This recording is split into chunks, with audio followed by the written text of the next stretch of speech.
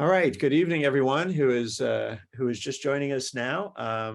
Welcome to the October general meeting of the Prospect Heights Neighborhood Development Council. I am Gib Vacconi, and it's my pleasure to have you all join us here this evening. We have a program with a lot of information, and I hope that it's stuff that you'll find interesting and compelling here going on in Prospect Heights. If you are new to this organization and this meeting, the Prospect Heights Neighborhood Development Council was founded in 2004. Our mission is to bring community members together to build a safer, more just, and sustainable neighborhood. And hopefully you'll get to hear a lot of things we're working on to accomplish that mission this evening. I would like to recognize our board members who are here this evening, starting with our Vice Chair, Saskia Hagans, our Secretary, Emily Liu, our Treasurer, Richard Roth, and our at-large board member, Raquel White. I'm looking to see who else I may have overlooked, but I'm not seeing Al or Raphael yet, who I believe will be joining us later. At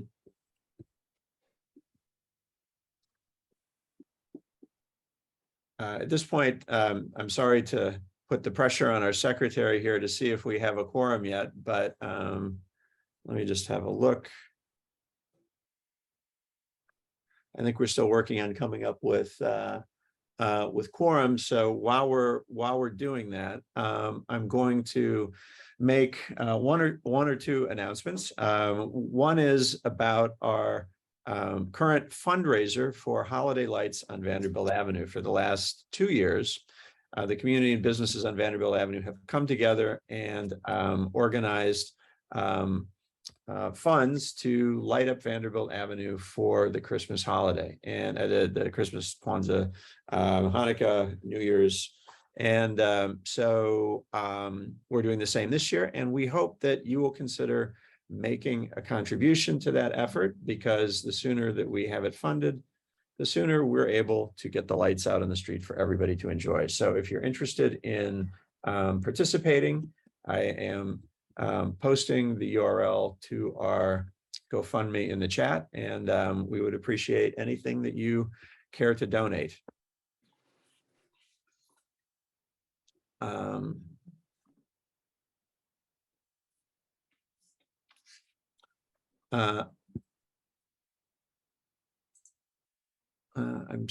sorry, I'm letting a bunch of other members in now, and I am fairly sure that having done this, we're going to achieve quorum. So I'm going to go ahead and call the meeting to order.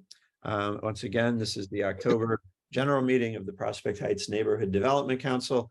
For those of you who are members joining us tonight, you received a copy of the minutes to the May 26th general meeting already. And at this point, I'll ask if there are any questions about the minutes that you have received. Hearing none, I will ask for a motion that the reading of the minutes be waived and the minutes be adopted as presented.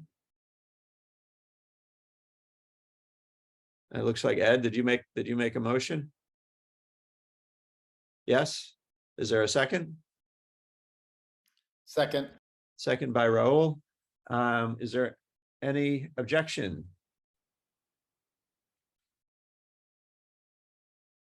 Hearing none, the motion is adopted, and we will waive the reading of the minutes and adopt them as presented. I'm going to move on next to committee reports. We're going to start with the Livable Streets Committee, where we have a couple presentations this evening, and I will turn it over to our co-chair, Saskia Hagans. Hey everyone, thanks for joining. We have a lot of things happening on our streets, a lot of updates, and I have two guest presenters for that tonight. We're going to start with an update from DOT on the happy news that the first phase of our street improvements are going in as we speak. And for that, we have Kyle Gorman from DOT, who's going to tell us more about all of that. Thanks for joining, Kyle.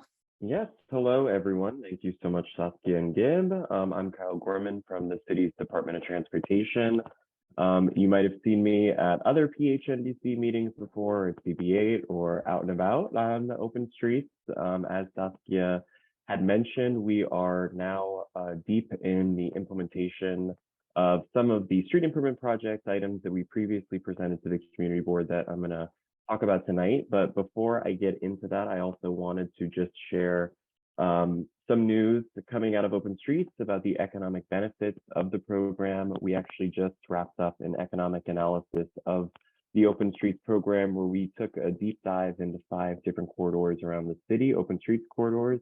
And one of them actually was Vanderbilt Avenue. The results and the full report I just actually linked in the chat.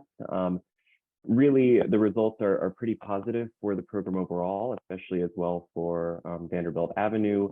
On all the metrics that we had developed as a part of the report, the Open Streets corridors were really outperforming the control corridors that were part of the study. We saw an increase in taxable sales. On the majority of Open Streets corridors, a lot of those businesses were able to stay in business during the pandemic because of Open Streets. And surprisingly, we actually saw a whole number of new businesses open on Open Streets corridors, including on Vanderbilt Avenue, as many of you I'm sure know. So definitely take a look at the Open Streets Economic Benefits Report. A lot of great stuff in there to sort of learn about Vanderbilt, as well as the other corridors that we presented. If there's any questions, I can take them after both presentations. But the real reason I'm here today is to go through some updates about the street improvement projects that we are implementing on Open Streets here in Prospect Heights, on Underhill and Vanderbilt, as well as some improvements as well on Washington Ave. I'm going to quickly go through the presentation that we facilitated at Community Board 8 back in September of this year. So if you were at the CB8 meeting back in September, it's really the exact same presentation. But after I go through that, I'll give you the specific updates as to where things stand with implementation. So I just started sharing my screen. You should see a presentation about Prospect Heights Open Streets now. Just quickly, what I'm going to talk about is outreach efforts, really how we got to this place, as well as an update on the Vanderbilt project, the Underhill project, and what our next steps are specifically related to implementation.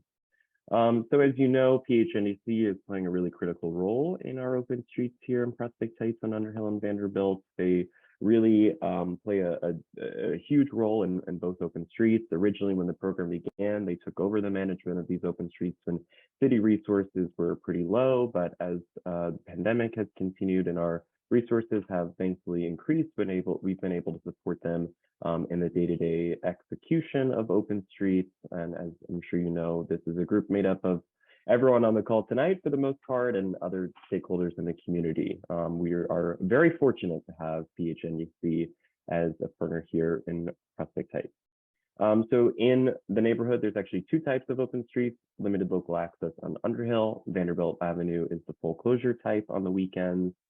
Not going to get into the details about that, but if there are questions specific to the program, we can definitely touch on them after. Outreach-wise, we've done a tremendous amount of community outreach and stakeholder engagement since the program began. Everything from doing a community feedback survey to doing traffic studies, in-person workshops on the open streets, meeting people in the spaces that we're talking about, as well as visiting the community board and having other types of stakeholder meetings throughout the course of the last 2 years. And really, this has been a very iterative process and building sort of step-by-step on the engagement that we hear at every sort of round that we're at with community outreach. And it's been really great to have a sort of hands-on role in those conversations with the Prospect Heights community about, you know, how Open Streets has been going and how people really want to see these corridors evolve as pedestrian and bike priority corridors.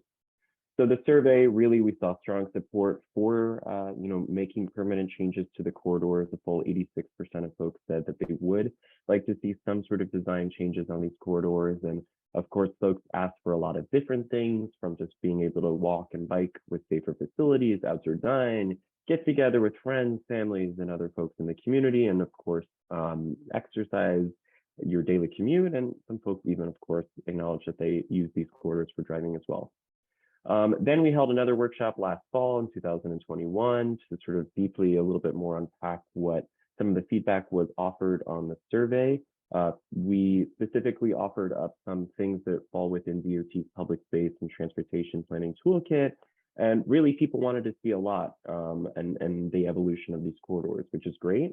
We have a lot of geography to cover, even in just Prospect Heights, given the size and scale of the open streets here, as well as the size and scale of DOT's street improvement project toolkit. So we were really excited to hear some of these ideas last fall. And then continuing to build on that engagement, we held some design workshops this past spring on both Underhill and Vanderbilt, where we were presenting a little bit more of a tangible proposal to the community about how we wanted to see both Underhill and Vanderbilt Avenue evolve. So now getting into the specific proposals and really what the operational considerations are. Both of these corridors fall within the city's Vision Zero initiative. We are committed to designing our streets to make them as safe as possible for all users, with a specific goal of having zero fatalities or severe injuries on our streets as people walk, bike, and drive throughout New York City. Underhill, the open street in 2020, there was actually a drop in the number of crashes that were occurring on the corridor. Same applies to Vanderbilt. Vanderbilt notably is actually one of the more dangerous corridors in all of Brooklyn and falls in the top 10% of all of our KSI corridors. KSI stands for killed or severely injured. So there's definitely a mandate that we are looking to follow to make sure that we really respond to the other public health emergency that is how dangerous our streets can be, especially for pedestrians and cyclists. So the overall plan really has a lot of interesting facets on it, building on all of the success that we've seen with open streets, as well as the feedback that we've been having, as well as some other operational considerations that I'll talk about in just a few minutes. But I'll first start with talking about what some of the proposals are for Vanderbilt. Generally speaking, we're looking to hone in on making some gateway intersection improvements where folks enter the open street area of Vanderbilt Avenue. Also adding neighborhood loading zones. We recognize that there is, a prevailing condition where trucks especially are parking in the intersections along open streets corridors because they don't have the dedicated space to load, unload, make the deliveries, and do the necessary business that we all rely on. So we are looking to add neighborhood loading zones strategically all along the Vanderbilt corridor. These will be in place 24 hours a day, 7 days a week. The signage, the regulations obviously are specific to different times and days during the week, but they are a year-round amenity that will be provided even when Vanderbilt isn't active when it's colder in the winter time. We're also adding a number of other types of pedestrian safety and street furniture enhancements along the entire corridor. Because of, as I'm sure you know, some ongoing capital construction projects, as well as our own limited capacity with our contractors right now, the majority of the project has actually been pushed implementation-wise to 2023, but we're working on a number of improvements that are being implemented at St. Mark's and Bergen Street along Vanderbilt, with the goal of coming back in 2023 to finish up the implementation. There's also some improvements coming to Plaza Street. These are on both sides of Grand Army Plaza, Plaza Street East and Plaza Street West, adding new curb extensions to shorten the crossing distance, improve visibility, and just generally make walking safer for pedestrians at Lincoln Place, Berkeley Place, Butler, and St. John's along Plaza Street. So like I said, Vanderbilt, a lot of it's been pushed to 2023. These are the changes that are coming to the block between St. Mark's and Bergen. The sort of tan yellow area where my cursor is, these are going to be new pedestrian curb extensions. So it shortens the crossing distances, improves visibility. It also increases space for other types of street furniture elements like bike corrals and space for outdoor dining and other elements that we plan to add in the future, like planters. And then you can see here where the neighborhood loading zones are being proposed on the corridor, as well as a mid-block bike corral between Bergen and Dean. This sort of is just, a slide about the delivery access and curb management strategies that we're looking to implement on Vanderbilt to add neighborhood loading zones that, of course, help with the open streets operations, but will continue to be a critical curb management strategy, even when open streets is not in effect. You might have noticed on Vanderbilt Avenue, we were also able to recently formally change the parking regulations. So the metal signs that are on the drive rails at the curb to reflect the Vanderbilt Open Streets operations on the weekends. So the new regulation that has officially been implemented along the corridor is this no standing regulation. The no standing really is really to prevent anyone from parking during the times when the open street is in effect. Obviously, there's a little bit still of a learning curve and probably some enforcement strategies that still need to be done to make sure that we see compliance with this, but this was an added benefit that we were able to implement pretty recently on the open street and will continue to do so in the years to come. So moving on to Underhill. Underhill, we are sort of adding into our Bike Boulevard series of projects. Bike Boulevards are streets that are primarily designed for bike trips, but they have features that really make it safer for all road users, including pedestrians and drivers as well. We see the Underhill Bike Boulevard as a sort of alternative connection to folks who maybe don't want to use Vanderbilt or Washington inside or outside of open streets, and just really increases connections to different types of destinations, creates a slow street corridor that prioritizes bikes and pedestrians, and features a number of design interventions that we're looking forward to implement on the corridor. This is the full extent of the project. We are actually taking a look at all of Underhill, all the way from Atlantic to Eastern Parkway. The project features a number of design elements meant to add traffic calming, as well as safety enhancements for pedestrians and cyclists.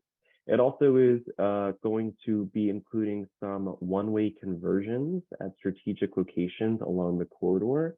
We're using these one-way conversions as a means to divert traffic off of the corridor and really prioritize local trips on Underhill Avenue. Right now, the majority of the corridor, except for I think just 1 or 2 blocks, is two-way. And except for this block right here, which we'll talk about in a second. So by removing a series of two-way blocks throughout the entire corridor and adding these strategic traffic diversions, it's really going to prioritize local trips and of course, maintain the local access that people who live there, people who are making deliveries, emergency access still needs, but really trying to mitigate as much through traffic as possible.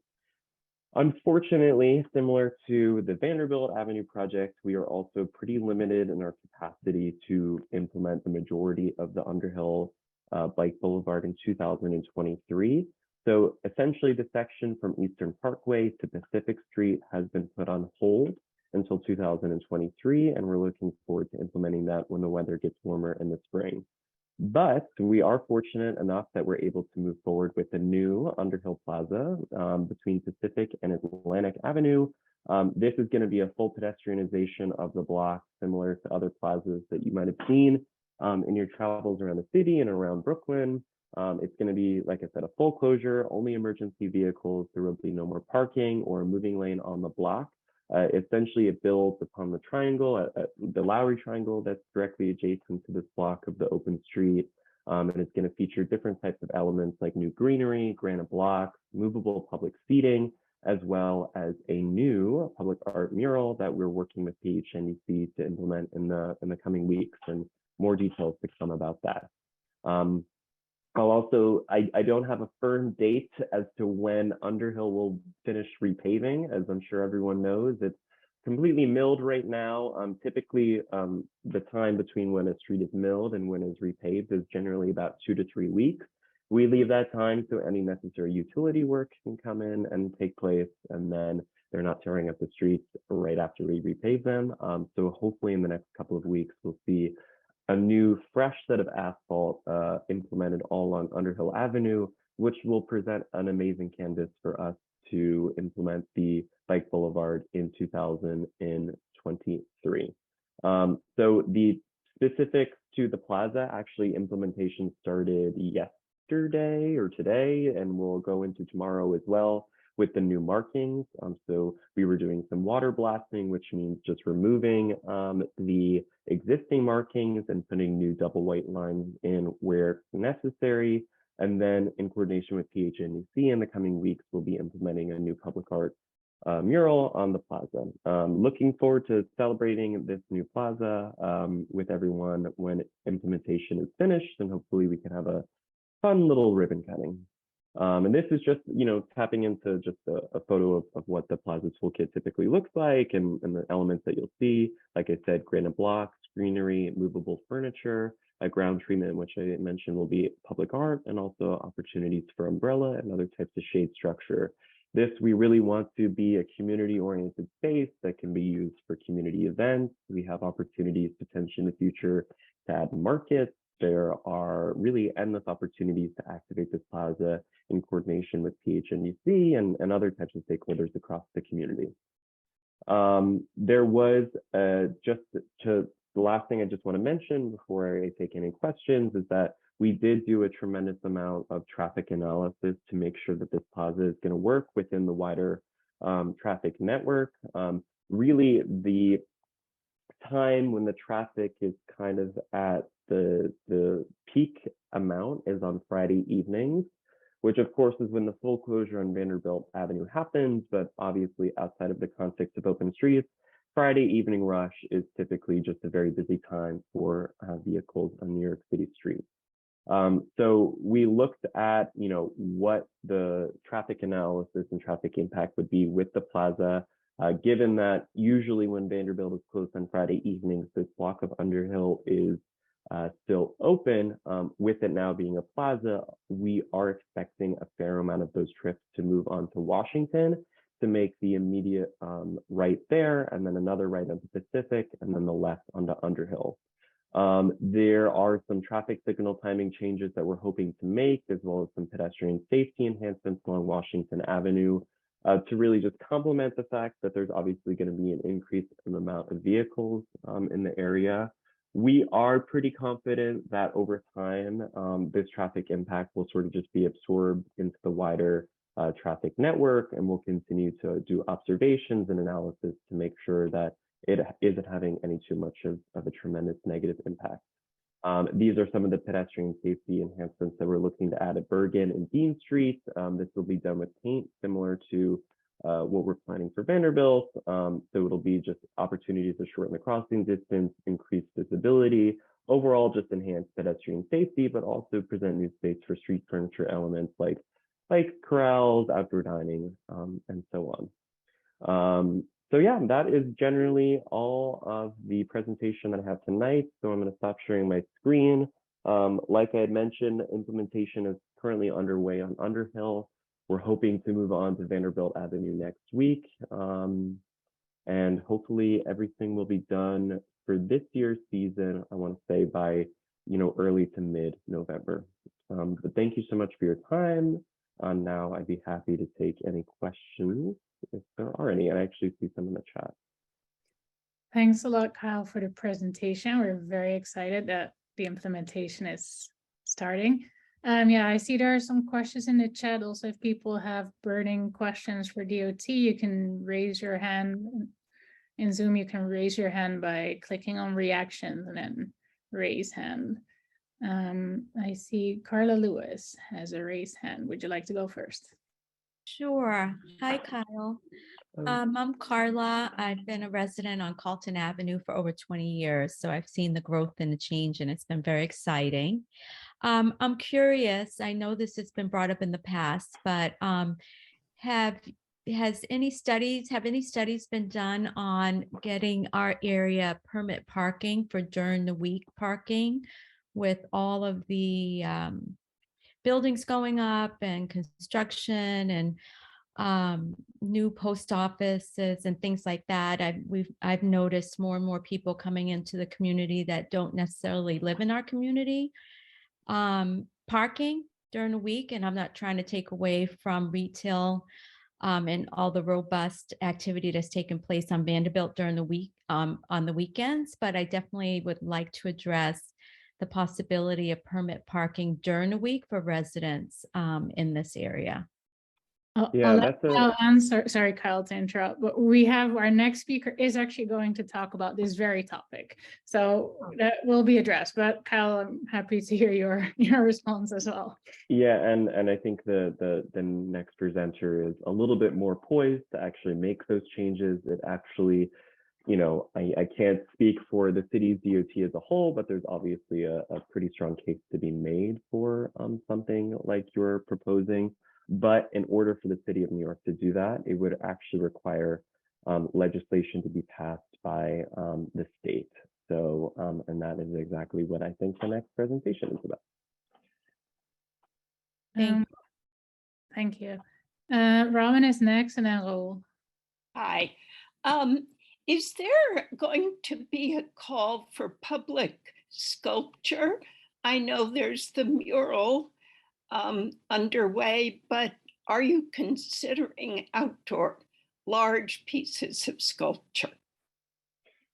So in the context of the immediate short term, no. But in the long term, as these projects start to evolve into the city's capital project queue, those are opportunities to potentially think of more robust public art installations. Typically with capital projects, there's a program called a percent for art. So 1% of the capital project budget has to be dedicated to a given public art installation. So that could be an opportunity to consider sculptural elements and other types of public art installations. Thank you. I think Raoul is next. Hi, yes, thanks. There's a lot of great things in there. I especially appreciate the stuff along St. Mark's and Vanderbilt, which is going to really help all the kids crossing the street there. My main questions were about the Lowry Triangle. First of all, the bike lane, I assume the bikes would be turning left on Pacific to go down. I'm not sure how the bikes would be directed after they get off of Underhill. So I was curious how that would integrate, like what the bigger path was. I'm also just very curious about the public art process. There is a monument there. I would love to find out to, better take advantage of what's already there. And I would like to find out what the DOT, how you discuss the Aaron Copland's legacy there, because he grew up right there. And possibly one of the biggest cultural historical people in the neighborhood, and is the Aaron Copland's legacy going to be represented in your design process for the Underhill Plaza, the Lowry Triangle? So I think similar to my previous answer, more robust public art installations could definitely be discussed as a part of the capital project. The public art installation, which I'm weary to even call art because we're just doing a single color on the streets, is not, we as the DOT really don't technically ever memorialize anyone with our public art, or at least our asphalt art installations. But definitely hear you, and I think, when this corridor evolves capitally, I think, the conversations that we've been having very preliminarily is that the capital project would be done in conjunction with the capital project happening in the triangle itself, which is actually parkland and isn't within the DOT's right of way. And because of the historical nature and the sort of memorial that's and the statue that's already there, we could definitely, work in coordination with the Parks Department to make sure that his legacy or their legacy continues to remain in place. And I'm sorry, what was your first question again? Just where, so if the bikes are going to be going down Underhill, which is, seems, I can see a lot of advantages to that, just where are they going to go afterwards? Because if you're biking down Vanderbilt, there's the protected lane along Vanderbilt, and that stretch of Washington is pretty thin between Underhill and Fulton. It's rather congested. Yeah, I mean, obviously, Underhill is really a corridor that is confined to just Prospect Heights. It ends at Atlantic. Atlantic and Eastern Parkway. But within those cross streets, there are other parts of the bike network, specifically like at Dean and Bergen, as well as at St. John's and I think Sterling Place as well too. So it's sort of just tapping into the wider New York City bike network connection. And as you just mentioned, people who aren't super keen on riding on Washington currently in its current state could use this as an alternative route, or people who want to maybe avoid potentially the Vanderbilt open street, or if they're making a trip more eastbound or heading a little bit more to the northeast, they could definitely look to use Underhill. So it's sort of just, you know, creating a two-way bike connection that really isn't there, but we've seen really a number of cyclists start to use the open street over the last 2 years and just add a little bit more mileage and connections to the wider New York City bike network. Thanks. Okay, we'll have David ask a last question before we move on to our next topic. Thank you, Saskia, and thank you, Kyle, for the presentation and the work. I've asked this question to you, I guess, twice before in recent forums, so I pretty much know what the answer is, but I want to make sure that those who haven't heard it hear it, and especially that it gets into the minutes so that we can keep track of this. I'm a 25-year Carlton Avenue resident, and our traffic on Carlton Avenue has become exponentially worse in recent years, and the improvements on Vanderbilt especially, and perhaps even on Underhill, certainly make our traffic worse. And we want to make sure that DOT, as you've pledged in the past, looks at things that can be done in the neighboring streets, not just Carlton, but that's the one I'm most concerned about, to mitigate the traffic that we are seeing. Thank you. Yeah, and I will continue to make that pledge. We're definitely open to having conversations and seeing what's possible. I will just be frank that, you know, we are a small but mighty team that is limited in our own planning capacity, and the wider DOT is limited in its own implementation capacity on a year-by-year basis. You know, just because we aren't able to specifically make any proposals for Carlton right now, it doesn't mean it's going to preclude anything in the future.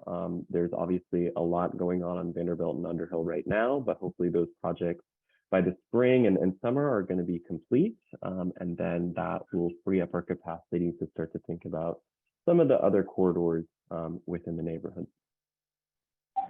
Thank you. Thanks very much, Kyle, for joining us and for presenting and for sticking to our street improvement plans and making it all happen right now. We'll do a brief intermezzo from the Livable Streets update, although we're sticking with a streets topic for sure. I'll hand it back to Gib for that. Thanks, Saskia, and thanks again, Kyle. I'd like to introduce our guest speaker now this evening, Assemblymember Joanne Simon. Joanne has joined us to speak about some legislation that she has introduced regarding residential permit parking, something that came up earlier in the discussion. So I'm delighted she was able to be here for this meeting and tell us all more about it. So without further ado, Assemblymember Simon. Hi, Gib. And thank you, Saskia and Kyle, for that conversation earlier. So I apologize about the lighting. I'm actually sitting in the narthex of St. Anne's Cathedral here in Brooklyn Heights, and hoping that they will not play the organ again too soon so that I can get through the program. But it's also like the lighting is a little weird here. So thank you. So let me just tell you a little bit, try and answer, I guess, a little bit of the question that came up earlier. You know, we started organizing around, and let me know if you can hear the noise in the background. I'll put in my earphones. Started organizing around residential permit parking in the 1990s, when we were starting to look at the downtown Brooklyn traffic calming project. And there was a study area that we created for that. It was very clear that a number of neighborhoods really had a park and ride problem, particularly those closest to the downtown commercial core. It was a lot of battling about that, but after the downtown Brooklyn rezoning in 2004, we got a study that was done, and it looked at 3 neighborhoods in Community Board 2. Fort Greene, Bourne Hill, and Brooklyn Heights. And we were very lucky that we were able to help, the community was able to help design the study so that they wouldn't actually get the wrong information. And we worked very closely with the consultants on that. It became very clear that the data supported a residential permit parking program. The city, of course, has been pretty hostile to residential permit parking for a long time. I'm hopeful that this administration will take a slightly different view on that. But while we were able to show that there was, easily like a 90-something% occupancy rate of spaces that should have been turning over because people were just parking there for the day and going to work either in downtown Brooklyn or hopping on the subway. In both Fort Greene had a little bit worse time at night than Bourne Hill and Brooklyn Heights, but each neighborhood overwhelmingly needed residential permit parking. Also, the community groups, and that was Bourne Hill, Brooklyn Heights, Cobble Hill, Carroll Gardens, Fort Greene, Park Slope. And then after the rezoning, we invited Prospect Heights to join us, and we would meet literally every month to talk about how we could advance this issue. Because we knew Prospect Heights would need that with the coming of Atlantic Yards. So I have a bill in the assembly that would essentially give the city the ability to create residential permit parking and to create the rules for doing that. In a number of towns, let's say the version of the community board or certain community areas that are designated in different ways have the ability to look into it, figure out whether or not it would work in their communities, and then get people on board. And in some places, you need something like 2/3 of the people in the area to sign on and agree with that. To me, that's a little onerous in a place like New York City. That means we'll never get anything. So I'm not a big favorite and fan of that. But this bill was pretty broad and gives the city the ability to do residential zones anywhere in the city. What the model has been in Albany is to draw the lines. And a lot of times it's around a train station in towns up and down the corridor and out going west where the Amtrak or the Metro North stations are.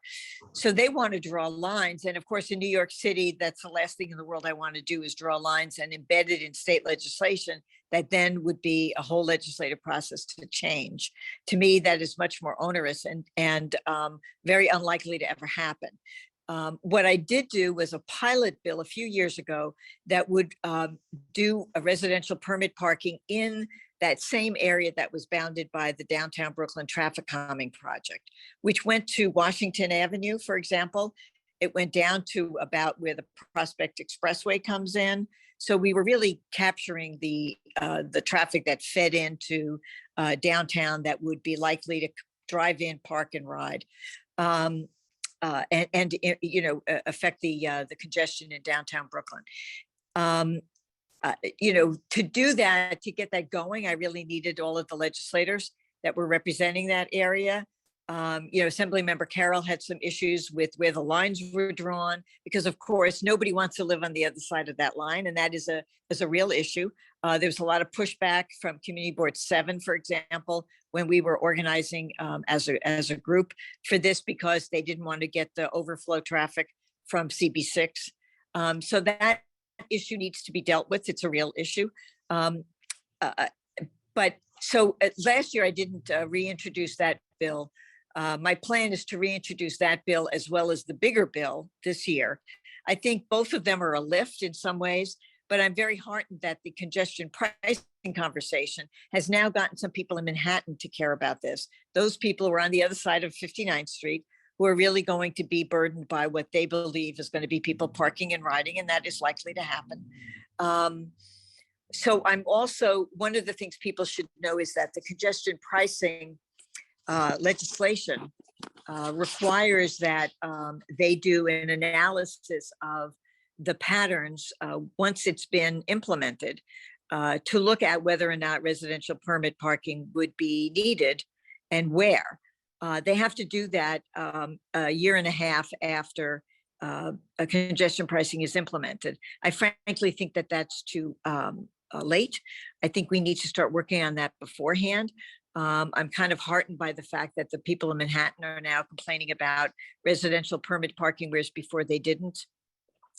And like a lot of things in New York City, if the people in Manhattan complain about it, it happens much more likely than if the people in Brooklyn complain about it. So I'm going to be talking to my colleagues who represent those areas just north of and south of 59th Street about working with them and with their communities and looking and seeing if we can have some sort of pilot program that really addresses sort of the area I talked about earlier in Brooklyn, as well as those areas in Manhattan, and draft legislation to be able to do that, or conversely use that as a way of kind of lobbying for that to happen earlier in the congestion pricing scheme.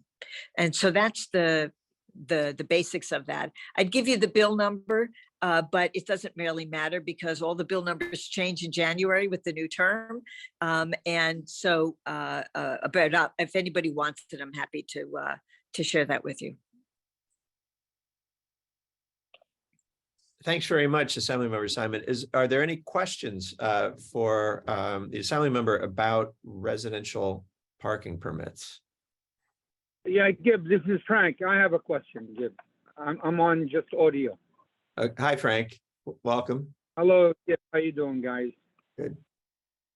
Yeah, I was just wondering if this pilot program about this parking permits, of course, it should be including also the business owners. Well, the way, well, Yeah. certainly that can be addressed. The notion of residential parking permits would be that residents would have essentially first dibs in their communities, and they would pay a nominal fee to cover administrative costs to be able to park in that zone. Business owners in a lot of our areas actually would live in the zone. It would depend on the way the zone is drawn, but certainly one of the things that it does is it frees up parking for people to frequent local businesses. One of the problems local businesses have is there's no place to park for their customers. And if people weren't parking and riding and leaving their car for 10, 12 hours a day, then the local businesses would be helped by having residential permit parking because there would be more ability to move around, for example. So we can certainly look into that and figure out a way that would work, or whether there would be some sort of permit for local business owners, for example, who need to drive in to park near their businesses. But setting up parking permits for customers is probably not something that is likely to occur, and there's really no way to control that as far as that goes. The other thing that this would help, all of those people who are registered outside of New York State would have to register in New York State to get a residential permit, so that the people who you see on your parking on your streets who have Pennsylvania plates and Florida plates and other plates, they'd have to actually register the car in the city in order to in the zone in order to get the residential permit. That's one thing. The other thing to know is the plan that the community came up with, and I know Gib has it, but I'm certainly happy to share it. It was a community-based plan that we did a number of years ago. There hasn't been any recent modifications to it, but there certainly might be. And that would be very much based like the one in Washington, D.C. And I actually lived in Washington, D.C. when in 1977, they instituted residential permit parking on Capitol Hill. And it cost like $15 a year. You got a permit. You were able to park anywhere in that zone, which was large enough. People could come and park there for up to 2 hours without being ticketed. So in fact, during the day, people can come and park. People are not precluded from parking in the zone. It's just that they can't park all day, because that's really what the problem is taking up that space all day long.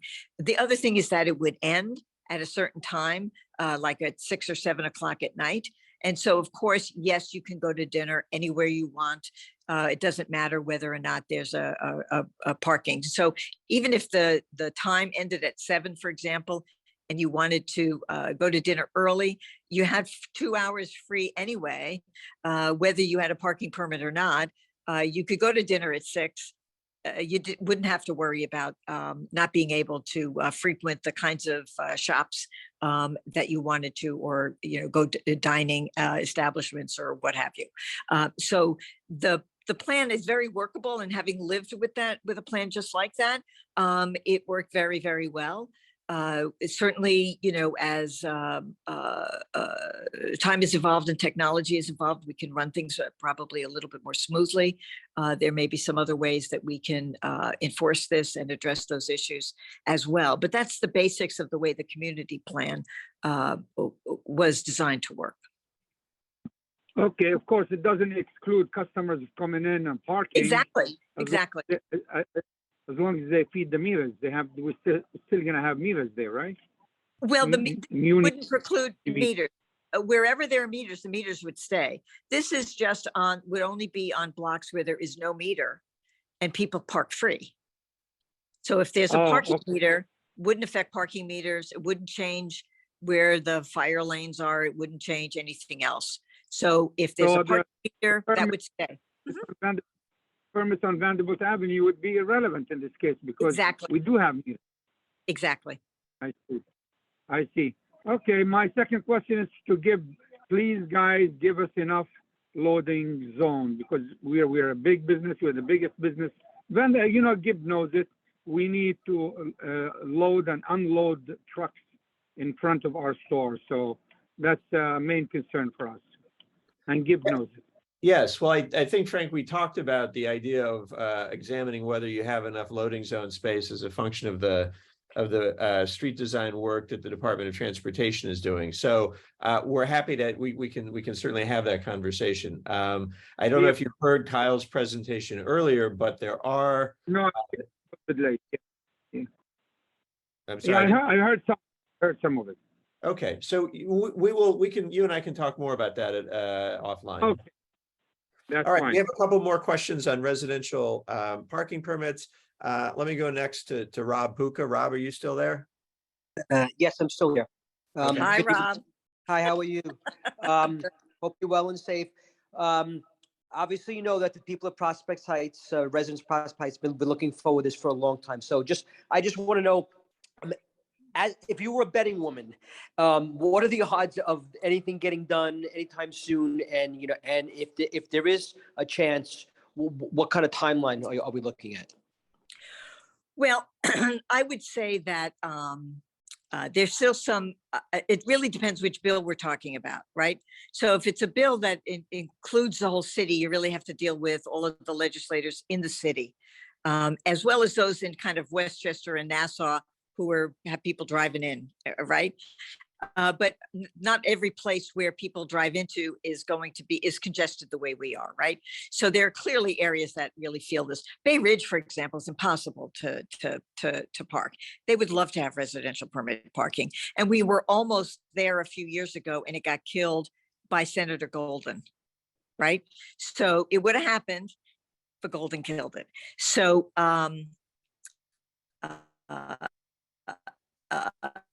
we now have a different senator there who would be, I think, more inclined towards this.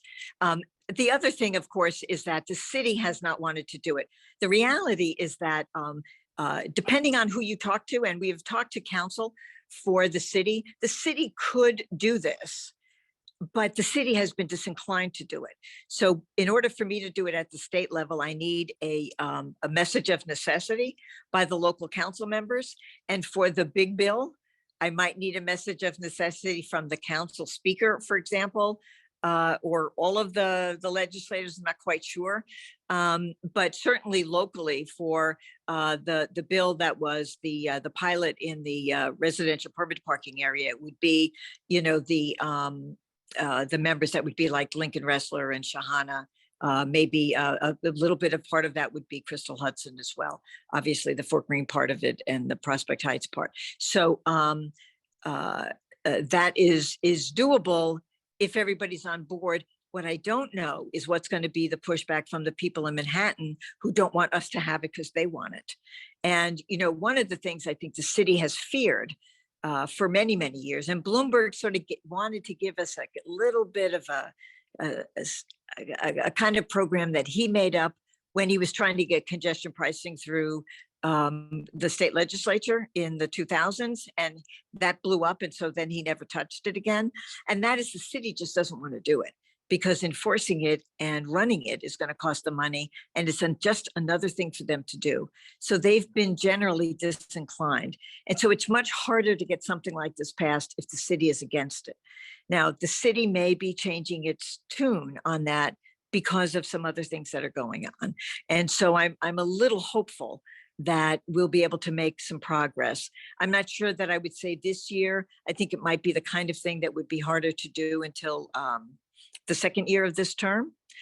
Depending on the politics, it could also be the kind of thing nobody wants to vote on in an election year. So I don't know. But, it's something that we're going to be having deeper conversations about. Obviously, through COVID, things like this were just nobody was paying attention to. Okay, let's go to Rachel and then to Carla. Thank you so much. I just have a quick question. I know there's very different versions of what permit parking can be, right? Sometimes they can be based on the car, like you said in New York State. Sometimes they could just be based on the residents, and you could have, visitors passes and things. And I guess I'm asking for those who don't own cars in the neighborhood. Some of those plates from out of town are people like me that once every few months rent a car from the local rental places. You can't, they're not open late. So I might come back from seeing my parents in Jersey and I park at night and then I return it the next morning. So I'm one of those random Florida or whoever plates, whatever car I get. So I guess I'm wondering, for those of us that don't own cars, but do sometimes need to park, is that built in where it's not like you get visitor passes or something like that? Well, the community's proposal, right, which is the much more fleshed out, like legislation is written more broadly so that the city then can make the contours, right? But the community's proposal would have visitor passes. And indeed in DC, there were visitor passes. You could go and get, so I remember I graduated from or maybe I didn't graduate, it was something else going on. But anyway, I remember my parents coming to visit and I would go down to the precinct and get a visitor pass, and you could get a visitor pass up to 2 weeks in DC at that time. But also remember that it would only be sort of like 9 to 7. So, if you came back late at night and moved it the next morning, it wouldn't matter anyway. Thank you. Okay, let's go next to Carla. Hi, Joanne. Thank you for this. I guess the areas, and include my street, I'm on Carlton. I think some of the streets are a little unique in that we're so close to Barclays. So I hear you, you keep mentioning the cutoff at 7, but a lot of times when there's a Barclay event, that's when the problems begin, right? So I've seen permit parking like in Chicago, that is very specific of no parking during, events at their stadium. So that is something that maybe would be easier for the zone that we really get hit during Barclay events, that we can get at least that sign that says no parking during Barclay Center events, right? And maybe it's just during the week again, because we don't want to take away from retailers on the weekend or whatever. But that's my only concern. I hear the cutoff, but we really deal with the streets that are closest to Barclay and all around. We deal with the concerts and the games in the evening, coming home from a grocery store, kids in the back, trying to park at your house, and you just can't. It's really bad. And then we're waiting until 1 in the morning when things let out to try to, come back into our homes. So yeah, I'm glad you mentioned that, because when we did the study that was released in 2006, one of the things that was noted is that in Fort Greene, for example, there was much more nightlife. And so they had more of a problem in the evening. And so that's part of the, and I keep talking about those timeframes because that's kind of like what the community's proposal was based on the conditions at the time, which is before Barclays. And so, you know, we knew at that time as a result of the study that we would need to adjust those times for Fort Greene because of their greater nightlife. And clearly that would be an issue that the zone in and around within a certain number of blocks around Barclays should have, you know, a different time frame. Yeah, for sure. We And have the maybe workers on- parking there. We have the people coming to see Hold on it. one second. Hold on one second. I'm sorry. So, Borough President is speaking. Okay. then Wrestler, and then you. Okay, I'll be back in, I'll be Sorry. there in a second. Okay, Thank you. thank you. Sorry, I have to speak at the church. Oh, no worries. Yeah, I was just saying, besides the people coming to enjoy the concert, you have the workers driving in too. Yes. That, you know, they get out their cars with their vest on and the whole thing. So it's a real issue. So just, you know, maybe. And that's we'll put why- out. But you raise a very good point, and that is why the legislation, for example, is broad, because it's designed for the city to be able to determine with community what the needs are in and around these various, what I call attractive nuisances, which is a legal term, right? I lived on Capitol Hill. Believe me, I know from attractive nuisances, you know, the Capitol was itself an attractive nuisance. So it attracted, you know, traffic, it attracted congestion of all kinds. And so, you know, that is precisely why the bill, when you look at it, seems a little amorphous, but it is because we need to be able to address those specific neighborhood concerns like the ones that you're raising. Yeah, thank you very much. You're welcome. And I have to hop because they're calling me. All right. Well, thank you very much, Assemblymember Simon. And we'll be closely following this issue. Very much appreciate your moving it forward on behalf of your constituents. Have a good night. Thank you so much. All righty. Bye-bye. Okay, I'm now going to hand the mic back to Saskia, who is going to continue with the Livable Streets agenda.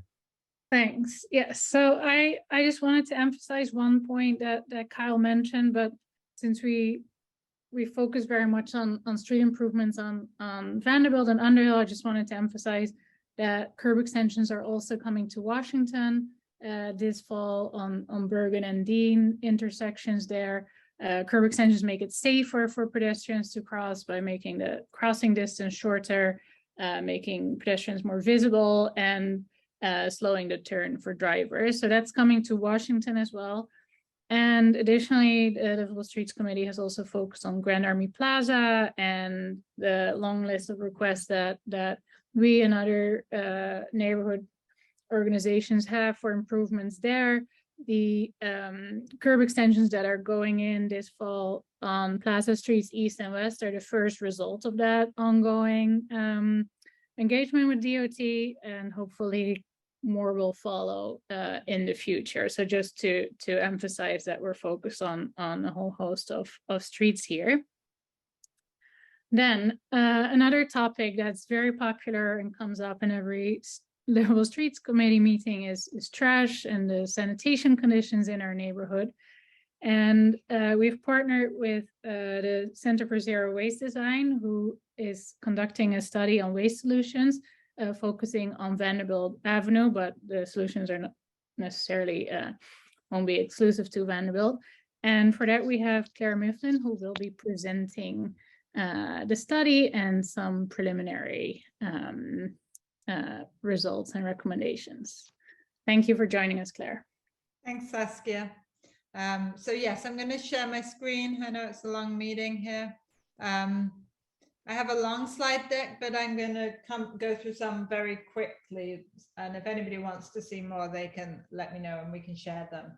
So we did get a grant from the Association for a Better New York to really look at a couple of neighborhoods, Prospect Heights and Vanderbilt Open Street being one of them, and look to quantify all the waste created from litter bins, residential waste and commercial waste, and come up with solutions to better manage it, to reduce litter and rats and sidewalk encumbrance. But just a big caveat here, we're coming up with solutions. Some can be implemented now, others will have to have the Department of Sanitation change the way that it picks up waste in order to implement.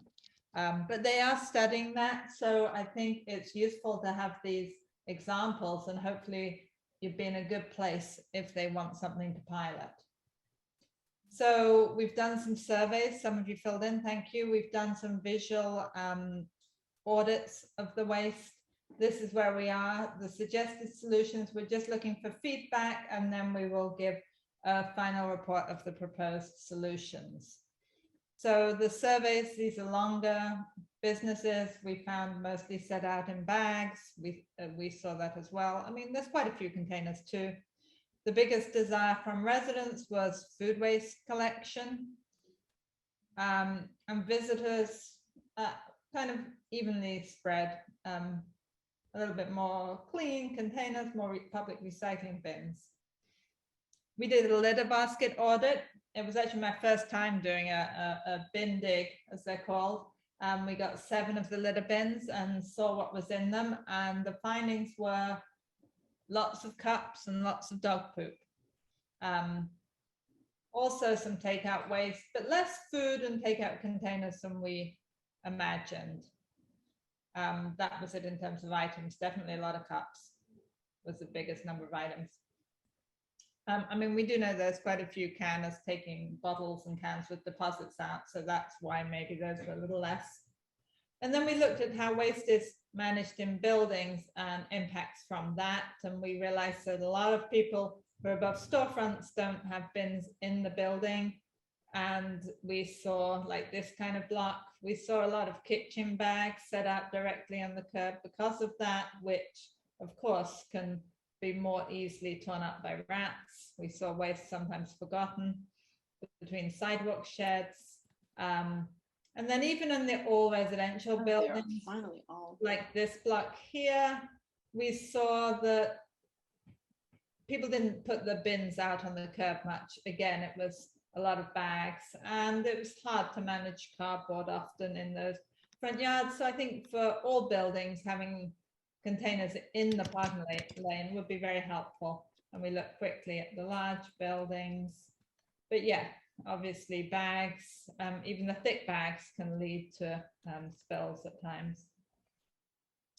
We did some visual audits counting bags to look at quantities. And then we kind of took a look at how much reusables are being used. Some were pretty amazing with reusable straws, napkins, everything was reusable, even for eating outside in this one. Others had reusables inside, disposables outside. Others seem to still have COVID pivots to plastic in place. So we came up with some solutions which are more immediate and some which would require partnership, and others which are definitely would require city change. So some of the more immediate things would be, say, to have some temporary bag holders for recycling during open street times. The public recycling bins often get thrown away as trash because they get so contaminated with trash, even though they're meant to be recycling.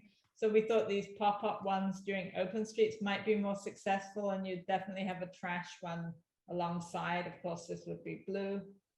One option that could be done with some volunteer help. Okay. A reusable cup program on Vanderbilt, I think, would be a great solution with all those takeout cups. It was also suggested in the Livable Streets Committee meeting. It could just be a cup that you can take from any cafe and give back in any cafe. And there are some organizations that provide this kind of service. It's similar to the Deliver Zero service for take competing in that they're competing allegiance. The restaurants have to do the washing. Another idea we had was a green business initiative. Again, you'd have to partner with someone to run it, but to encourage reusable tableware and to encourage separation of organic waste. And it could also help save costs for businesses as well if they had some collective purchasing. We've taken a look at some other programs. some are run by the city, others partner with a nonprofit, and there can be various levels of if it's just a label, if you do these things, or an online directory to say, this is a green business, it separates its food waste, it donates to Too Good To Go or local fridges, just showcasing what the local businesses are doing to reduce waste and better separate it. Another thing, because there was a desire for residential food waste collection, hopefully the city will bring it to the neighborhood soon. Seems like a lot of people take it up to Grand Army or elsewhere, but there are some blocks who are paying for a shared private collection. This is one example of Bakashi where they collect the 5-gallon bins together, and if you consolidate in one collection place, it's reduced in cost. You could even look at putting it on the curb if it's a bit more extensive a process, but there are some possibilities if that was something that people were interested in doing. And then lastly, we looked at what if we took all the residential waste and put it in containers on the street? How many containers would you need? These are just some examples from Italy. They have wheeled bins within an enclosure. You need a special card to open it. They even have food scraps in one of them and trash in the recycling. Here are some in Spain. The city is looking at these different models for containerization. So we kind of looked what it would be for some of your lower density blocks with about 20 units per side. You could just have one taking up less than one parking space on each side. For the higher occupancy blocks, you'd need 2 per block. That's presuming Department of Sanitation don't increase their pickup frequency. Of course, when they look at containerization, they may increase pickup frequency, so that could change, but we just wanted to give an idea of how much it would be. So that's it on my presentation. Anybody is welcome to reach out to me, or I can take questions if there's still time. I'm not actually sure how long your meeting goes. Thanks very much, Claire. It's really exciting to see some possible solutions. Yeah, if anyone has any burning questions for Claire, we can take 1 or 2 now. And everyone's also welcome to come to the Livable Streets Committee, where we talk about these topics in more depth.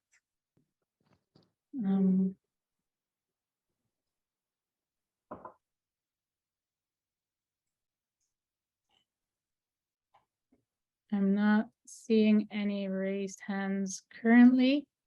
Yeah, I'll say there was quite some enthusiasm in the Livable Streets Committee, and I think also among the Vanderbilt team for the idea of a reusable cup system. So hopefully we can get some businesses enthusiastic for that idea. There's a question in the chat for the link for the presentation, if you're able to share that, or we can share it later via email. So I can put it in. It's a Google Doc, so I think I can just put it straight. Perfect. Thanks very much. So unless there's any questions, I'd like to go to the last item on my list and pass it on to the next committee. So I wanted to briefly mention that we're doing Halloween on Underhill. So Halloween is on Monday this year. On Monday, Underhill is an open street, and this year DOT is doing a special program on open streets that they call Trick or Streets, where a lot of the open streets in the city are participating and are doing a full closure. For us, that's from 5 to 8 p.m. on the blocks between Sterling and Prospect Place. So the rest of the street will be the open street as usual. Those 2 blocks will close fully to car traffic. This is to provide a safe public space for Halloween. As you might be aware, those are also kind of the blocks and the respective side streets that attract a lot of kids during Halloween. Sadly, Halloween also happens to be the deadliest day for kids that are pedestrians of the year. So most kids get killed in traffic on Halloween. So that's part of the reason that DOT has decided to vastly expand this program. Dozens of open streets are participating in the city and providing safe streets for kids to go trick-or-treating. And we'll have a lot of programming going on, but for that I'll leave it to Megan, who's going to do the next update. And that's it from the Livable Streets Committee for today. Okay, thank you very much, Saskia. We're going to move on now to the Vanderbilt Avenue Committee. This is a time of year that we always anticipate when we're at the beginning of the year. We have 4 more weekends left in Vanderbilt Avenue, and the team's done a super job this year. To tell you more about it, I will turn it over to Megan Mustafa. Hi, I wanted to really quickly, before we jump into Vanderbilt, I just wanted to elaborate on Halloween on Underhill. So in addition to the street being closed to cars on those 2 blocks between Prospect Place and Sterling, we will have live music and entertainment from a group called Loco from the Block. And they do a Brazilian style carnival street band parade type entertainment. So they will be out in the street from 5:30 to 6:15, and there'll be some music after that, and of course lots and lots of candy for children and adults. So hopefully a lot of you will come by and see that. And then I think I don't know if my co-chair Catherine Pangaro is on. I'm here. Put together. You're here. Do you want to start, or you want me to? There I am. There you are. Hey. Hi. Let's see. Yes. So we just have a sort of. Oh, am I? Go ahead. You start, and then I can talk about some of the events later on. Okay. So we just wanted to give a quick overview of how 2022 has gone. We've had when the season ends on November 20th, we will have done 34 weekends, which is 105 days, including 3 4-day long holiday weekends. We have up to 24 restaurants participating in the program this year, all of whom contribute financially to the program. Sorry, Megan, I'm just looking at our notes and kind of jumping around. If you haven't seen it already, the DOT released an economic report this week that highlights Vanderbilt as one of the open street success stories. And I will drop the link. Oh, wait. Yeah, I'm going to drop the link in the chat. But it's a very interesting study, and I definitely recommend it if you haven't checked it out. Oh, there she goes. She did it. Megan, do you want to go on to programming, or shall I? Sure. We had nearly 100 performances and different types of activations through the course of this season, including dance, all kinds of music, arts and crafts, and sports, and much more. Some of the highlights were the Bindlestiff Family Circus, which came for the 2nd year in a row, was a huge hit and really popular. That was courtesy of the Department of Transportation. We also hosted a 2-day Brooklyn Pride event with Branded Saloon. We did a series of salsa dance socials where we had salsa lessons and dance parties that were really popular. And this past weekend, we hosted our first blood drive with the New York Blood Center. And we, I think, maxed out the amount they can accept in a mobile blood the blood mobile, they call it, which is not a great name, but so that was really successful. And then this weekend we have the start of a 4-week series of skateboarding clinics. Those are with Skate Everything School, which has done a lot of skateboarding lessons on Underhill open streets for us, and they're really popular, really great. They're for all ages. You can bring your own skateboard, but if you don't have one, they have lots of boards and equipment for anybody who wants to try it out. We have 2 different art activations with arts and crafts. We have a conga band and a costume parade to gear up for Halloween. And then we will also have a group of about almost 20 artists coming to redo the murals on the Jersey barriers up by Pacific on Vanderbilt between Atlantic and Pacific and wrapping around Pacific Street. So as Catherine said, say goodbye to the Brooklyn Pony. It's going to be something else. And we are looking for some volunteers. If anybody wants to roll up their sleeves and help paint, we need some help Friday night and Saturday to prep the barriers for the artists. Those would be adult volunteers. We tried it with kids last year, didn't work so great. So we're looking for adult volunteers Friday and Saturday, and then on Sunday, the kids can get in on the painting with the community mural. Let's see, what else? And you want to talk about looking ahead, Catherine?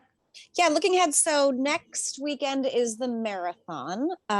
We are likely to have abbreviated hours, although we don't know them exactly for sure quite yet. But also that weekend, we have a 3-day event that is intended to highlight all of the wonderful retail shops that we have on Vanderbilt. Because obviously the restaurants get a fair amount of play, and we have a fabulous bookstore, we have one of a kind, we have jewelry, we have all kinds of great things. And so many of the retail shops are participating in some way via a sale or a special. So we'll be promoting them throughout the week and hopefully driving new business to them, as well as just sort of the general encouragement to keep people shopping local, particularly as they head into the holiday season. Let's see, the final weekend is the 18th to the 20th. We hope to have some fun programming that weekend, which we will announce soon in the coming weeks. And then we're starting to plan for 2023 and the evolution of how the program is run, how it's structured, what can we improve and how, which, as you can imagine, is sort of an all hands on deck volunteer situation with everyone and lots of Zooms. But it's exciting, and I think everyone's looking forward to next year already. And I saw a question in the chat, and we had it in our notes, but I don't think we talked about it. Just to give a really quick overview of the funding. So the budget this year, we received funds from, I think we mentioned 24 restaurants on the Avenue who paid into the program. We also had some corporate sponsors, some local brand placements. We had support from city government, grants, and then we also had the community GoFundMe, which I'm sure some of you contributed to. So almost half of the budget goes to our staffing. But we were also really excited this year to be able to provide a small amount in terms of an honoraria for our artists and performers who came to the Avenue, which they were, I can't tell you how incredibly appreciative they were of that, to not be playing for tips, but to actually be able to give them a small amount really went a long way. And then the rest of the budget goes toward printing, permits, equipment, administration, insurance, and stuff of that nature. I would also note that while we booked just under 100, I mean, not all of those were performers, but I would say that as many performers as we were able to feature, probably double that applied to try to perform. But, there's only so many slots, and we want to make sure we're maintaining a peaceful avenue as well as a fun one. But it's become a desirable location to perform, and people are very excited to be on the Avenue, which is very cool. Yeah, we had a very active programming team that really worked to make sure we had a variety of things happening and that they were spaced out, and we didn't have endless brass bands all on one weekend, that sort of thing. So I think they did a great job. We have probably 30 to 40 pretty active volunteers. I mean, there's definitely maybe 10 to 12 who are super active, and the little bigger pool that is helps us out as much as they can. And we're always looking for more people to join us. So I'm going to drop a sign up in the chat that has a few opportunities coming up. The Halloween event on Underhill, and also if you're interested in helping out with the mural, you can sign up there, or if you're interested in joining any of our various committees that work on open streets on Vanderbilt or Underhill, just reach out.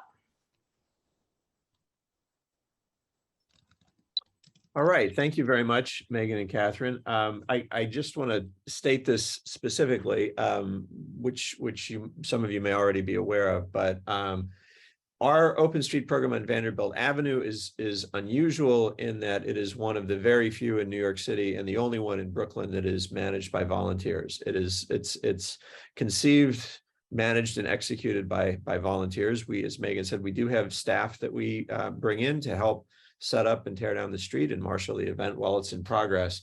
But we also have a team of people who feel very, very strongly about the open street and what it brings to the neighborhood, and their commitment and their vision really makes it what it is on Vanderbilt Avenue. So I just personally want to thank everybody who's been involved, especially Catherine and Megan, who have helped shepherd the program there this year. And hope you all have been enjoying all of the work that's gone into it, and we hope to bring it back again for you next year. We can take a couple questions about Vanderbilt Avenue if anyone has such questions.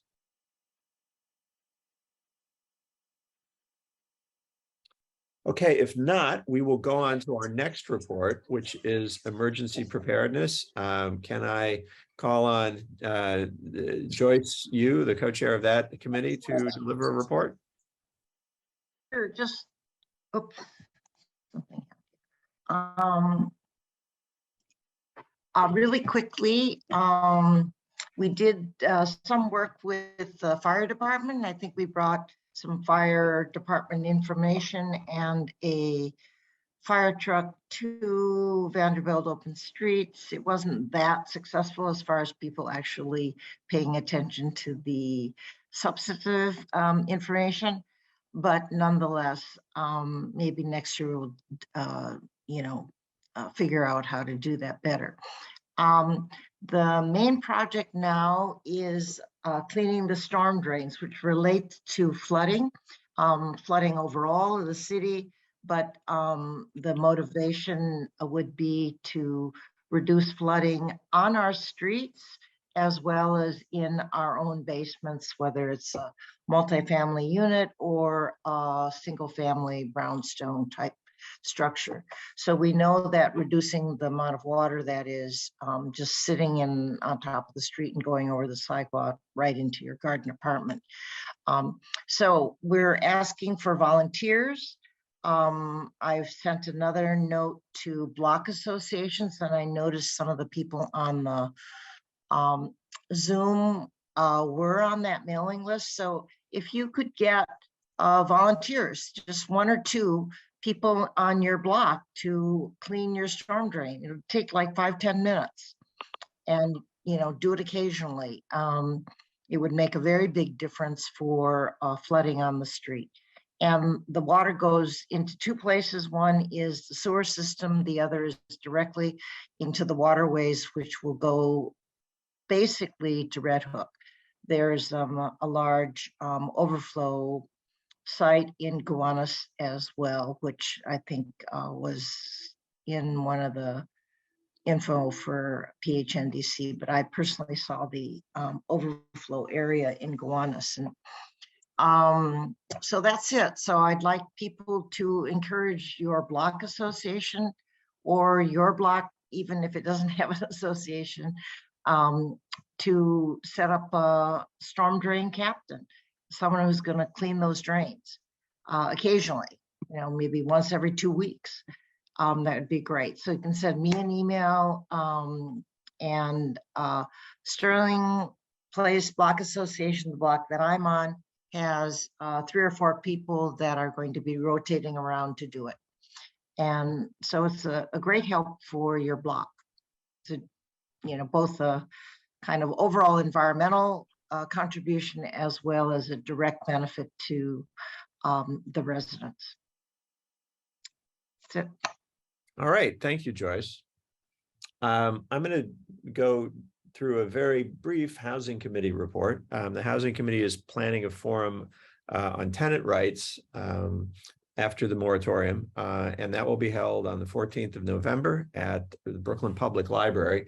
We're very happy to be able to once again do public meetings in the info common space at the Brooklyn Public Library. Glad they've opened that up again. So we're looking forward to that. I want to provide a brief update on Atlantic Yards.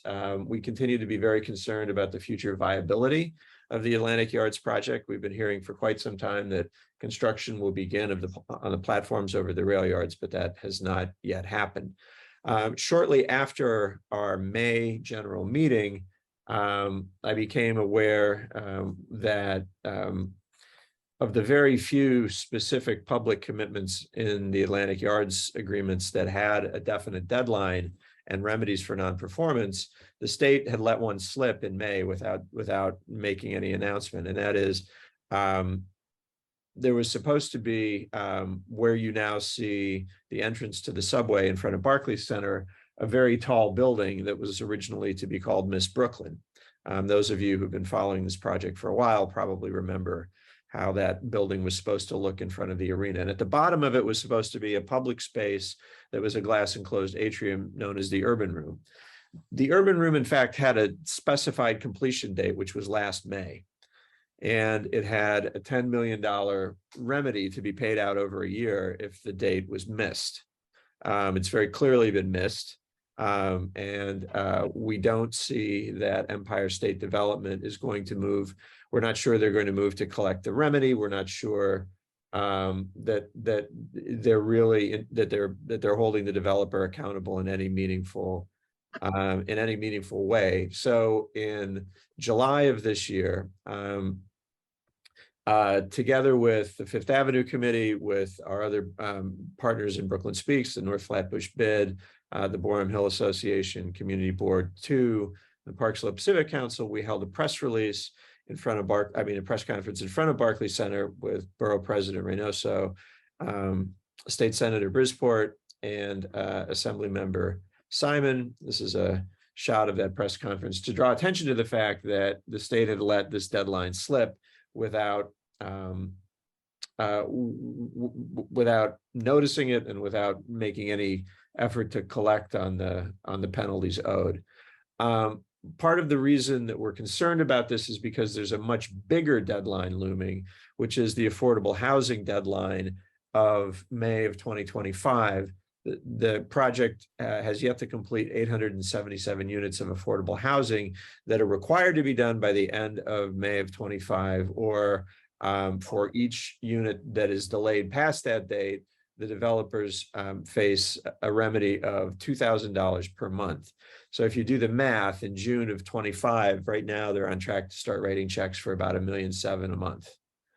And the way that the agreements are structured, those remedies will go on in perpetuity until the apartments are complete. So you can see this is not a situation that a developer is likely to want to withstand for very long. And that's why we continue to believe that there is going to be some kind of refactoring or realignment of that project in the near future. So we will continue to keep everybody updated about that evolving situation. Also on the development front on the north side of our neighborhood,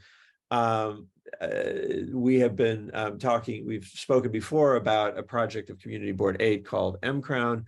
It's a rezoning that is primarily in Western Crown Heights between Franklin Avenue, Grand Avenue, Atlantic Avenue, and Bergen Street, but it also includes another finger along the south side of Atlantic Avenue, west to Vanderbilt Avenue.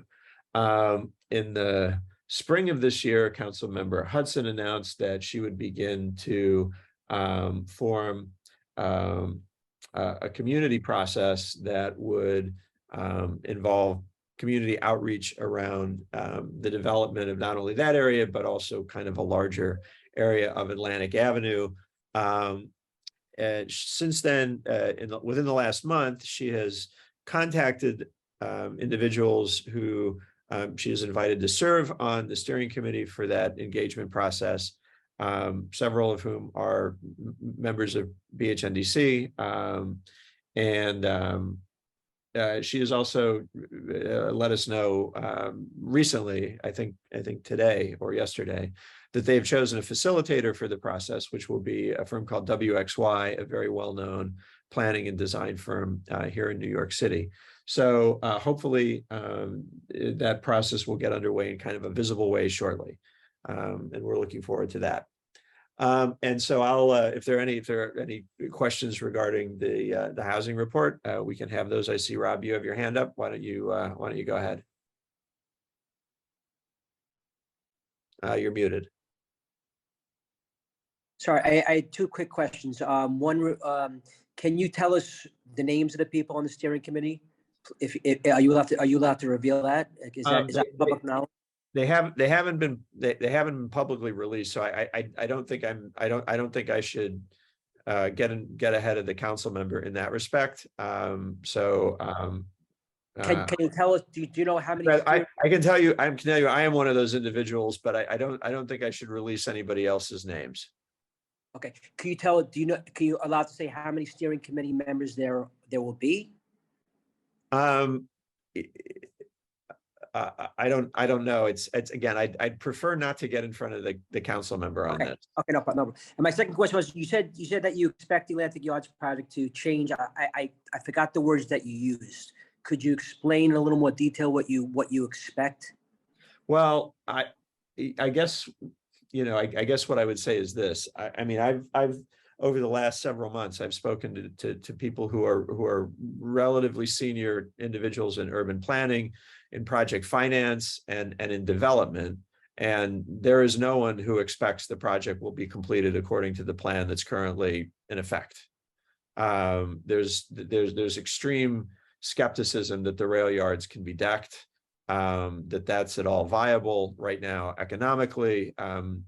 Number one, because that's the most expensive part of the project and it's been saved for the end. Number two, the interest rate environment is not very good right now for financing. And number three, the tax abatement environment is non-existent since 421A expired in June. So that there's tremendous doubt that anything can happen there.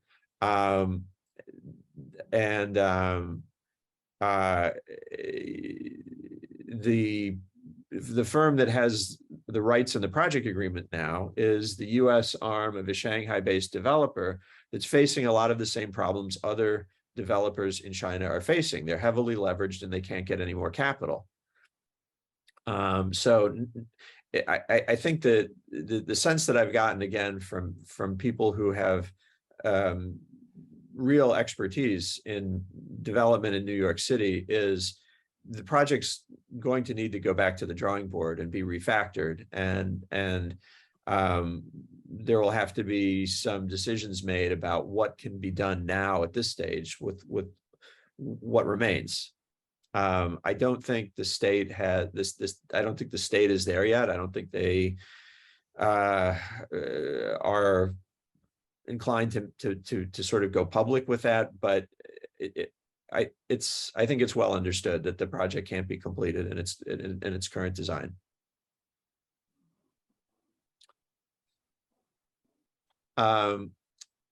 If there are no other questions, I will move on to.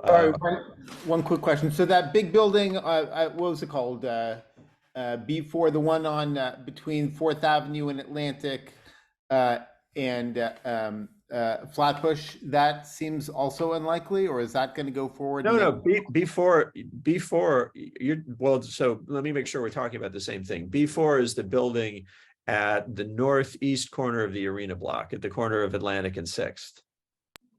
That's right now the tallest building at Atlantic Yards. No, there's the one, the one that's supposed to go to 4th Avenue between. At Site 5? Yeah, Site 5. Sorry.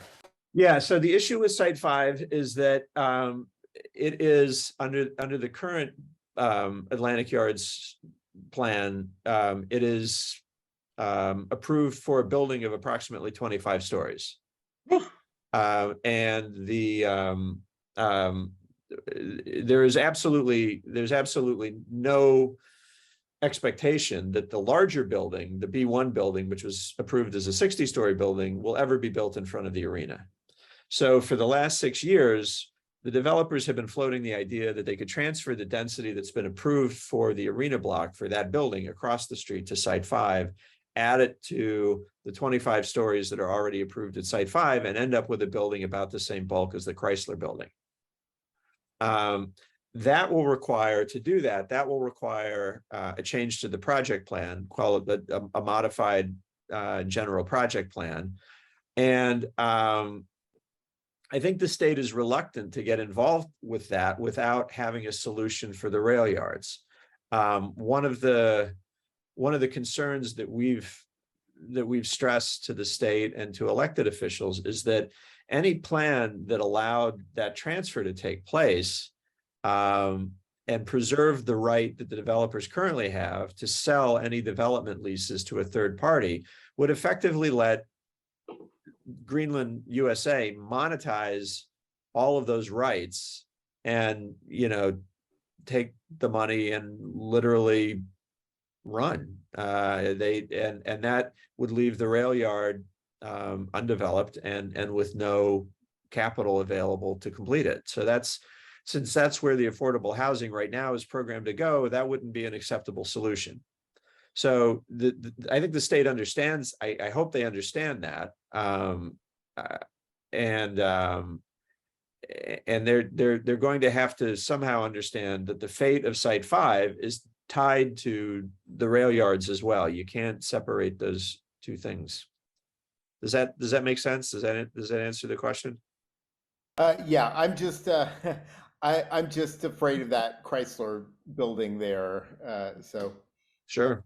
And I just want people to stay on top of that regardless, because I think it's just a huge issue that we have very little control over, but at least we should monitor. So thank you for this information. Sure. Okay. So if there are no other questions, let's move on to our landmarks committee report. Mary, can I turn it over to you? Sure can. I'll try and get through this quickly. In the May meeting, we reported on a COA for 280 Sterling Place, which was a application to replace a small existing extension with a full width building extension. We supported the design, as did CB8.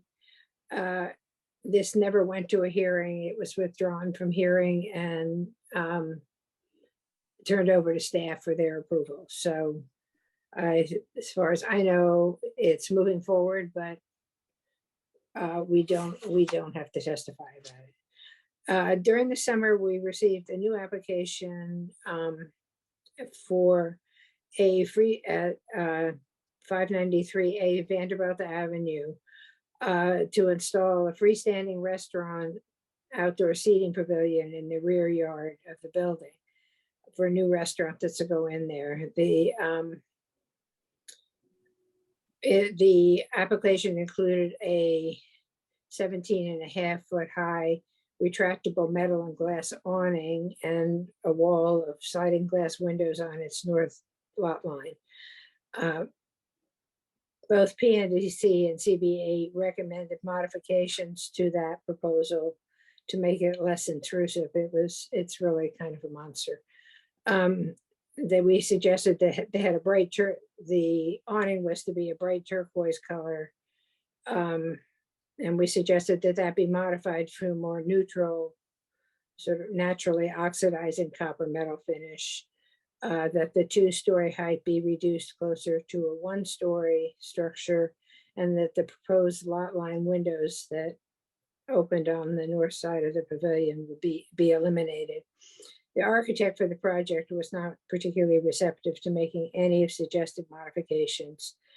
And PHNDC's position is not to support this application without the recommended modifications. And CB8 essentially took the same position. We have just this week received a notification of an application for COA at 538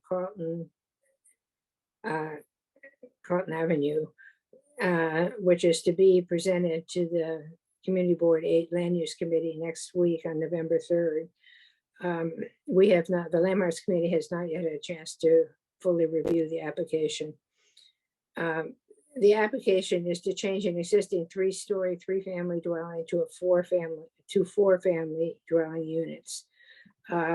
Externally, new window openings are to be added on the north facade and new door openings on the south facade.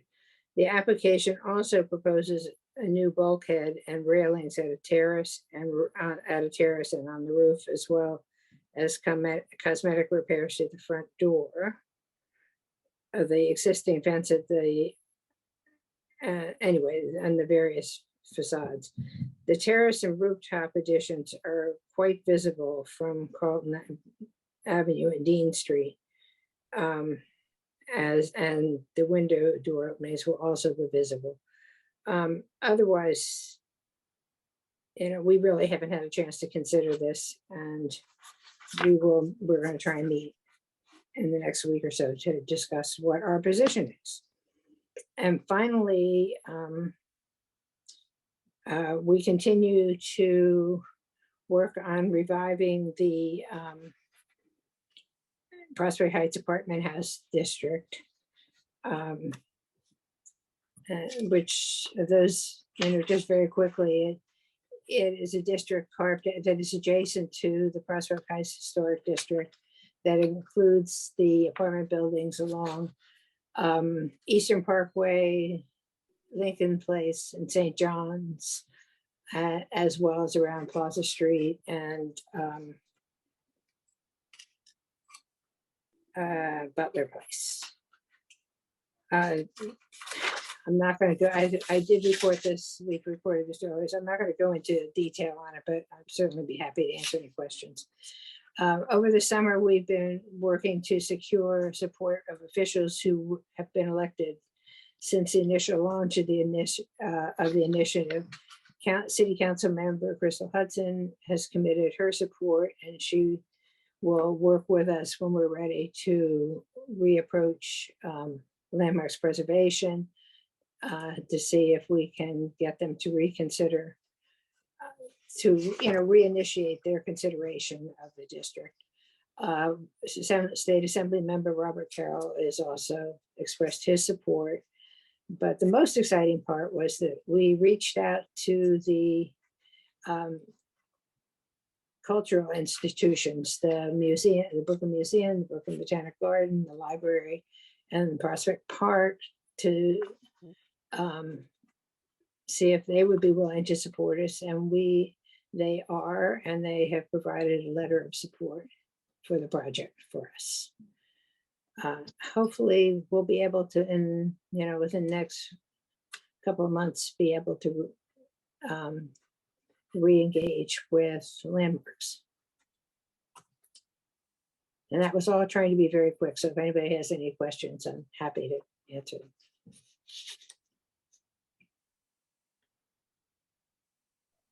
Mary, I just wanted to make the point that part of our interest in, getting historic designation for the Prospect Heights Apartment House District is to protect this area that lies along Eastern Parkway, which is a New York City scenic landmark, around Grand Army Plaza, which is also a New York City scenic landmark. It has the Brooklyn Museum across the street, which is a New York City individual landmark. It has the Brooklyn Public Library, which is also a New York City individual landmark, and it's visited by millions of people every year who consider it an iconic place in Brooklyn and has a very special sense of place. But the other reason we're very interested in having this area preserved is because it does still contain a large concentration of stabilized housing and some of the last sort of naturally occurring affordable housing in Prospect Heights. Because there's a lot of because there's a lot of excess density on the lots in the apartment house district, particularly along Eastern Parkway. Although it's not going to happen tomorrow or next month, at some point the real estate market will be strong enough that it'll make sense for landlords to try to buy out their tenants and redevelop those lots to use the full density available. For an example, on Eastern Parkway, when you think about the block between Washington and Underhill, you see the Copley Plaza at the corner of Underhill and Turner Towers across the street from the museum. Those buildings are at full density, but all the buildings in the middle could be that tall. So you can see economically, at some point, they will become attractive for redevelopment. And when they do, the apartments that are in them, which now are home to people who are paying affordable rents, will be replaced with apartments that have market rate rents, because it's not an upzoning and there would be no requirement for affordable housing under mandatory inclusionary housing. So this is not an easy story for us to tell. It's not an easy story for us to tell to folks in government who are new to government, who've come in the last year, and who tend to be very focused on the idea of creating more housing. We like the idea of creating more housing too, but we especially like the idea of preserving the housing that people of modest income who live in this neighborhood live in now, and not have that, not lose that in this neighborhood. So it's a challenging environment to get an area like this designated, but we were very, very delighted to get the support of the major cultural institutions around Grand Army Plaza and Eastern Parkway. And we're going to try to push this as far as we can, as far as we can take it. So just wanted to provide a little bit of that context. Thank you, Gib. So at this point, I guess we'll move to public comments. I'm going to go to Raul, who I think has an announcement that he would like to make. Raul, why don't you go ahead? Great. Thank you all for waiting out this whole time. First of all, I want to let people know I'm the Director of Constituent Affairs in the 43rd Assembly District, which goes Rogers to Utica, Bergen to Church, roughly speaking. If you have any concerns over there, I'd be glad to take them. I'm just another connection everyone here has to state government, so please take advantage of that. We have a beautiful, beautiful spot on Rogers and Empire. We want to open it to the community. If you're over in that direction and you want to put on an event, we offer it for free. So please stay in touch. The other thing is, as I hope everyone here knows, I'm obsessed with our Black suffragist history, the abolitionist history. I have a proposal. I just put in a link. This is unrelated to my assembly work, so I want to keep those hats separate.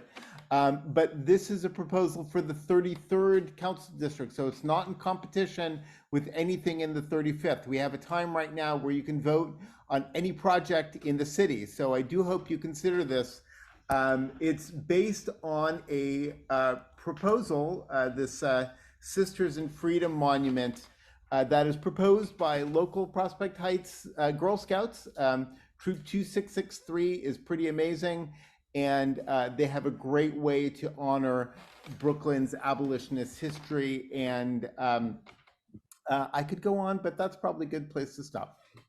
Thank you. Okay, great. Thank you, Raul. Are there any other public comments at this point? Yes. You can go ahead and raise your hands. Hi, Erica. Hello, can you hear? Hi, can you hear me? Yes, go ahead. Hi, Erica, you're muted now. I'm sorry, I'm only on speaker. I am unfortunately at a funeral. So anyway, I'm chiming in because I'm a part of the nominating committee. Myself, Raphael, and Mary are a part of the nominating committee, and there's 5 spots available coming up for new members to be seated. So there will be a post, I'm hoping, on the site to explain to everyone what positions are available and when most of the positions are coming up for 2023. I hope that everyone will pay attention. And if you are interested in being a part of different areas in PHNDC, you will step forward and put yourself forward. Gib, do you have anything to add? In just a second, I'll paste a link in the chat with an email address we've set up for you to contact the nominating committee if you would like to be considered. To be a candidate for office in our 23 elections, which will happen at our annual meeting in February, you must be a member in good standing of PHNDC. And if you are, we encourage you to consider being nominated for one of the offices of our board. As I'm sure all of our board members here on the call will tell you, it's a lot of fun being on the board. We are actually, over the next few years, I believe, going to grow quite a bit as an organization. Certainly over the last few years, we've grown significantly, and are looking at some very exciting challenges in terms of what we can continue to do with community building in Prospect Heights. So I would definitely encourage you to consider contacting the nominating committee if you are interested in finding out more. And you can do that at the email address I just posted in the chat. Thank you, Gib. Thank you, Eric, and thanks very much for you and Mary and Raphael for forming our nominating committee for this this round of elections. Any other public comments? I don't hear any, so I'm going to go to old business, which we do not have, and under new business, we had basically the announcement that was just made. And so I think we've kind of covered that subject. So having no further business and being conscious of the time, I will ask if there is a motion to adjourn. Motion to adjourn. And is there a second? Second. Any objection to adjournment? Okay, hearing none, the meeting is adjourned. Thank you all very much and enjoy the rest of your evening.